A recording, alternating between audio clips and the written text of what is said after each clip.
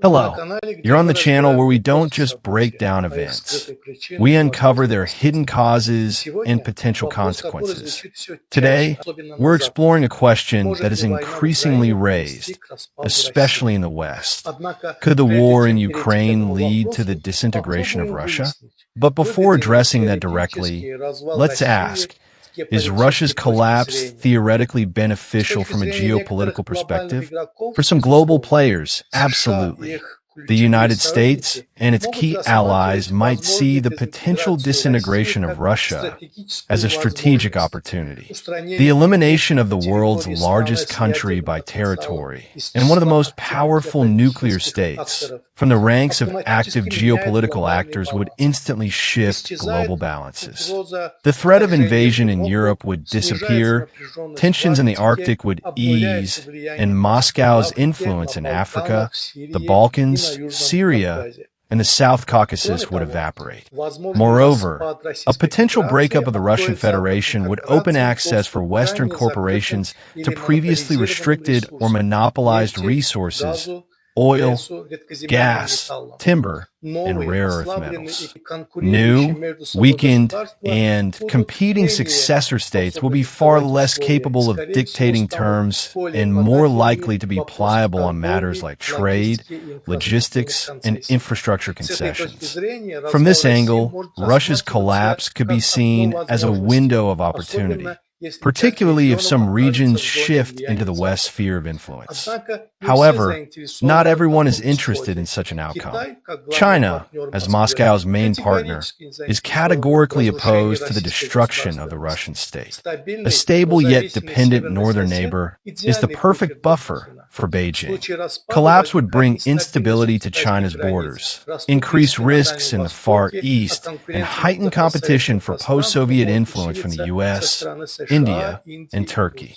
Additionally, China has already invested heavily in Russian logistics, from the Northern Sea route to railways and ports, and does not want to lose control over these channels. Turkey is also among the opponents of Russian collapse. Its interest lies in maintaining the status quo, while gradually expanding influence in Muslim regions of Russia, the North Caucasus, the Volga region, and parts of Siberia. Ankara benefits from decentralization, but not uncontrolled chaos. Other countries that would adopt cautious stances include India, Israel, Iran, and the Central Asian republics, all of which fear instability, refugee flows, and radicalization spilling out of collapsing regions. So who could actually facilitate a breakup? Primarily, the regional elites themselves. If they sense Moscow weakening and the vertical of power no longer guarantees security, resources, or political cover, they may begin acting in their own interest. Many already possess their own security structures, media, and business groups, particularly in places like Chechnya, Tatarstan, Yakutia, Khakassia, and parts of the Far East. From outside, tools of soft power could come into play, supporting opposition movements, funding human rights, educational and cultural initiatives, working with diasporas abroad. In parallel, information and cyber campaigns, spreading sovereignty narratives through Telegram, YouTube, TikTok. On the diplomatic front, the creation of Friends of Russia's regions groups similar to the Friends of Ukraine or Friends of Georgia. But can such a process be managed? History suggests almost never. The collapse of empires rarely follows a script written by external actors. Consider Yugoslavia, Libya, Syria, Sudan. Each faced not just disintegration, but prolonged instability. So despite the strategic allure of the smaller means weaker logic, in reality, no major player wants to bear the burden of an uncontrolled collapse. Even within the U.S., there's no consensus. Intelligence agencies may fear loose nukes, while some the foreign policy establishment push for a harder stance. In this light, a potential Russian breakup is not a universal dream. It's a risky, costly, and unpredictable process. Some may wish to see it, but few are ready to truly set it in motion, at least not while more manageable alternatives remain. Why has this topic stopped being taboo? Once considered fringe, the idea of Russia's collapse has recently moved from blogs to expert reports, from fantasy to strategic modeling. Is this propaganda, psychological pressure, or a real hypothesis worth preparing for? Increasingly, statements from Western analysts like Michael McFaul and members of the Russian opposition openly suggest disintegration is likely if Russia suffers military defeat. Their logic is simple. Loss of control at the front will exacerbate internal contradictions. The Federation may not withstand it. Why is Russia seen as vulnerable? Because it is not an ethnically homogeneous state. The Russian Federation includes over 80 federal subjects, including dozens of national republics: Tatarstan, Chechnya, Yakutia, Dagestan, Buryatia, Bashkortostan. Each has its own history, language, elites, and religion. Until 2022, the Kremlin held them tightly in check. But the war changed everything. The center increased pressure. The regions grew more resentful, especially those that suffered the greatest losses. It was primarily the poor, remote regions that sent people to the front, and they received only death notices in return. This is no longer mere dissatisfaction. It's an ethno-political fracture. How has the war affected the federal structure? It deepened centralization while destroying the last remnants of trust. Sanctions hit regional economies hard. Governors lost their final levers of autonomy. Mobilization came as a shock. People were taken without explanation. Families were abandoned. Regional elites stayed silent. The question, is this even our country, is being asked more and more. Moscow is seen as a state within a state, one that only cares about extracting resources, human, financial, energy. Could this lead to real disintegration? Yes, if the center weakens significantly. But it won't be a collapse like in 1991. It would be a slow fragmentation, evolutionary separatism. Regional elites would gradually distance themselves, first in rhetoric, then in administration, finances, and territorial control. They'd adopt their own symbols, build security forces, develop media. Regional budgets will become less dependent on Moscow. Conflicts over resources, gas, oil, ports, metals, would make the process irreversible, especially in those regions that already have the key ingredients: elites, resources, borders, and foreign backers. If this scenario unfolds, what would it look like? It won't be symmetrical or orderly, but chaotic.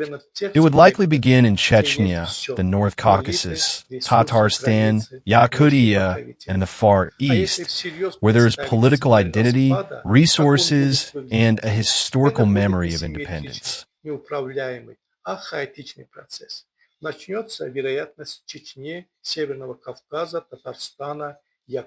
Estimates vary, but conditionally we could see 4 to 7 macro regions emerge.